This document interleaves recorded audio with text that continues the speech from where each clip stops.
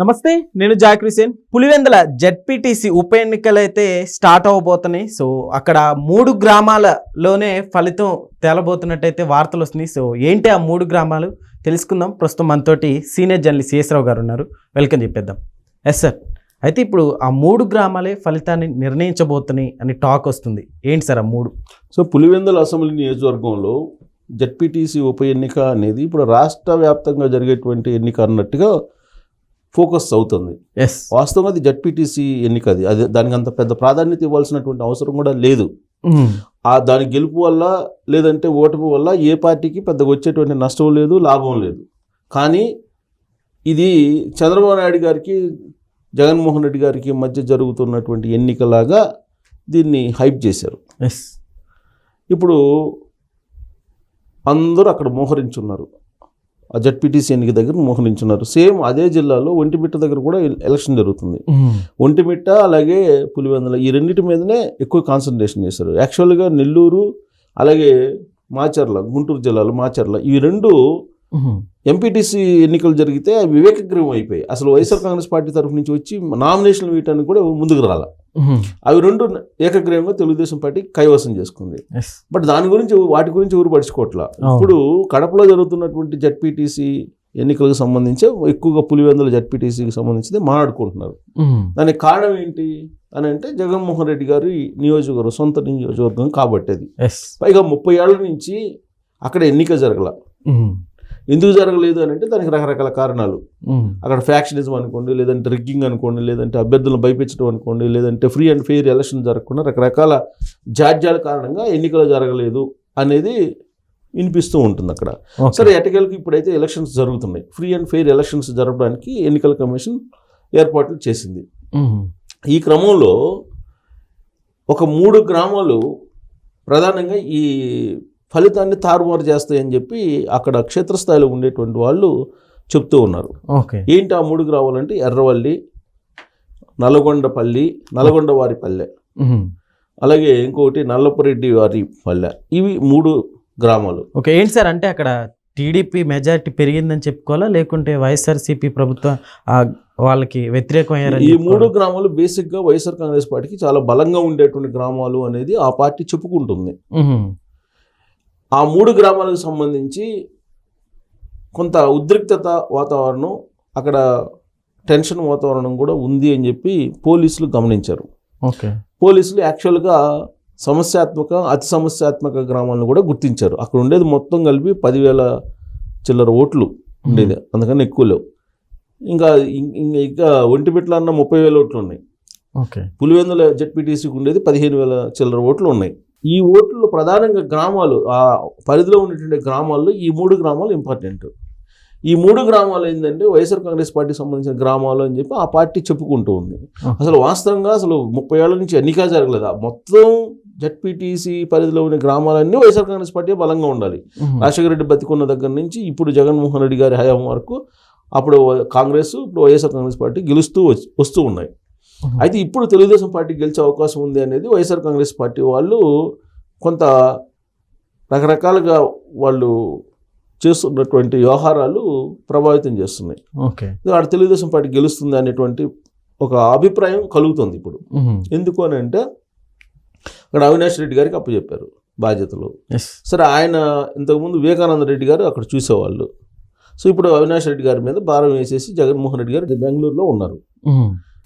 బెంగళూరు నుంచి ఆయన మొత్తం నడుపుతున్నారు. అయితే అక్కడ ఫ్రీ అండ్ ఫెయిర్ ఎలక్షన్స్ జరిపితే తెలుగుదేశం పార్టీ గెలుస్తుంది జరిగితే అనేటువంటిది ఒక ఒపీనియన్ ఉంది. సో అందుకే ఇప్పుడు పోలీసులు ఫ్రీ అండ్ ఫెయిర్ ఎలక్షన్స్ జరపడానికి ఎన్నికల కమిషన్ ఆదేశాలను పాటిస్తూ ఉన్నారు. దాంట్లో భాగంగా కోయా ప్రవీణ్ గారు ఐపీఎస్, ఆయన డిఐజీ అక్కడ ఆ ఏరియాకి. సో ఆయనే స్వయంగా రంగంలోకి దిగి ఈ మొత్తం సమీక్షిస్తున్నారు, పర్యవేక్షిస్తున్నారు అనేది. 12వ తారీఖు జరిగేటువంటి ఎన్నికలు ప్రశాంతంగా జరిగేలాగా ఏర్పాట్లు చేస్తున్నారు. 14వ తారీఖున రిజల్ట్ వస్తాయి. సో 12వ తారీఖున ఆ జెడ్పీటీసీ అలాగే ఒంటిమిట్ట జెడ్పీటీసీ ఈ రెండింటికి ప్రశాంతంగా ఎలక్షన్స్ ఫ్రీ అండ్ ఫెయిర్ మోడ్లో ఎవరు భయపడకుండా ఉండేదానికి ఏర్పాట్లు చేస్తున్నారు. దాంట్లో భాగంగా ఈ ఎర్రవల్లి అనేటువంటి గ్రామంలో కానీ, లేదంటే నల్లపురెడ్డి వారి పల్లె అనేటువంటి గ్రామంలో కానీ, లేదంటే నల్లగొండవారిపల్లి అనేటువంటి గ్రామంలో కానీ ఉద్రిక్త వాతావరణం ఉన్నటువంటి క్రమంలో ఒక దాదాపు ఆ గ్రామాలకి 4 కిలోమీటర్ల దూరంలో పోలింగ్ కేంద్రాలను ఏర్పాటు చేశారు. ఓకే. ఇది ఎన్నికల కమిషన్ తీసుకున్నటువంటి నిర్ణయం. దానికి పోలీసులు ఏర్పాట్లు చేశారు ఎన్నికల కమిషన్ ఆదేశం మేరకు. సో రాష్ట్ర ఎన్నికల కమిషను పర్యవేక్షిస్తున్న ఎలక్షన్స్ని ఆ రాష్ట్ర ఎన్నికల కమిషన్ పరిధిలోనే అవన్నీ జరుగుతూ ఉంటాయి. ఓకే.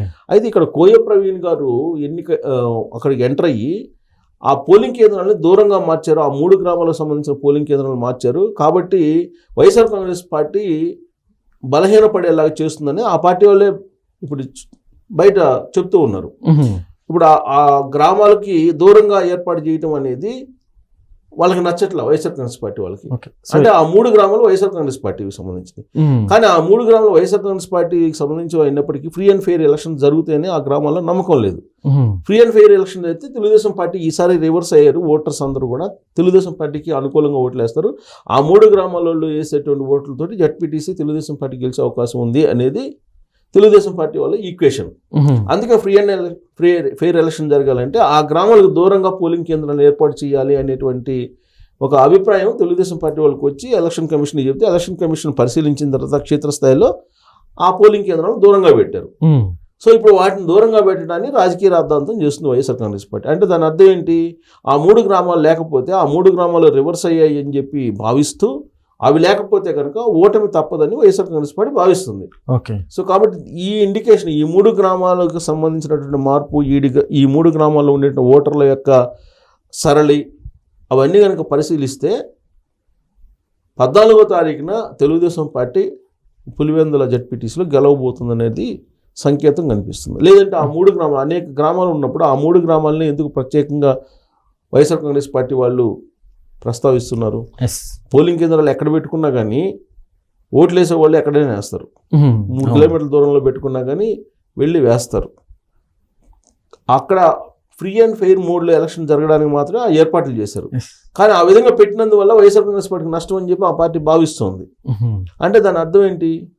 దాదాపుగా ఆడ పరిస్థితి రివర్స్ అయింది. ఓటమికి పరోక్షంగా వాళ్ళే అంగీకరిస్తూ ఇలాంటి సంకేతాలను ఇస్తున్నారు. లేదంటే పోలింగ్ కేంద్రాలు ఎక్కడ పెట్టుకున్నా కానీ ఓటింగ్ సరళైతే మారదుగా. ఎవరికి వేసేటువంటి ఓటర్లు వాళ్ళకి వేస్తారు. దానికి వైఎస్ఆర్ కాంగ్రెస్ పార్టీ అంగీకరించకపోవటం అనేది ఆ 3 గ్రామాల్లో రివర్స్ అయింది. తెలుగుదేశం పార్టీ గెలవబోతుంది అనేటువంటి సంకేతాలను ఇస్తూ ఉన్నాయి. సార్, అయితే ఇప్పుడు ఈ జరుగుతున్న పరిణామాలన్నీ చూస్తుంటే అక్కడ వైసీపీ పార్టీ ఓటమి పాలు అవుతుందని చెప్పుకోవచ్చు సార్ మనం. అంటే వాళ్ళు వ్యవహరిస్తున్నటువంటి తీరును బట్టి ఆ విధంగా భావించాల్సి ఉంటుంది. ఎందుకంటే రాజ్భవన్కి వెళ్ళి కంప్లైంట్లు చేయటం, లేదంటే అక్కడ ఉండేటువంటి లీడర్స్ మీద కంప్లైంట్ చేయటం, అక్కడ ఉండేటువంటి ఓటర్స్ దగ్గరికి వెళ్ళి కొంతమందిని భయపెట్టడం, అటు బోత్ సైడ్స్, ఒక సైడ్ అని కాదు, బోత్ సైడ్స్ ఆ విధమైన వాతావరణం ఉంది. కాకపోతే తెలుగుదేశం పార్టీ వాళ్ళు కంప్లైంట్ చేయట్లేదు. అదేమంటే అధికారంలో ఉన్నారు అందుకే కంప్లైంట్ చేయట్లేదు అని అంటారు. బట్ అధికారంలో ఉన్నప్పుడు కూడా ఎన్నికల కమిషన్ ఎన్నికలు నిర్వహిస్తుంది. 2024 ఎన్నికల్లో, అసెంబ్లీ ఎన్నికల్లో మరి వైఎస్ఆర్ కాంగ్రెస్ పార్టీ అధికారంలో ఉందిగా. వైఎస్ఆర్ కాంగ్రెస్ పార్టీకి సంబంధించినటువంటి అధికారులే గ్రౌండ్ లెవెల్లో ఉన్నారు అనేది అప్పట్లో వినిపించిందిగా. మరి కూటమి గెలిచిందిగా. సో గెలుపోటములకి అది ఏదన్నా మైన్యూట్గా ఏదన్నా పనికొస్తుందేమో కానీ ఓవరాల్గా పబ్లిక్లో మార్పు వచ్చినప్పుడు ఎవరు ఏం చేయలేదు. బహుశా ఆ మార్పులు గమనించే వైఎస్ఆర్ కాంగ్రెస్ పార్టీ వాళ్ళు ఈ 3 గ్రామాల విషయంలో కానీ లేదంటే ఇతరత్ర అంశాల మీద కానీ పదే కంప్లైంట్లు చేస్తూ ఉన్నారు. Okay sir, thank you.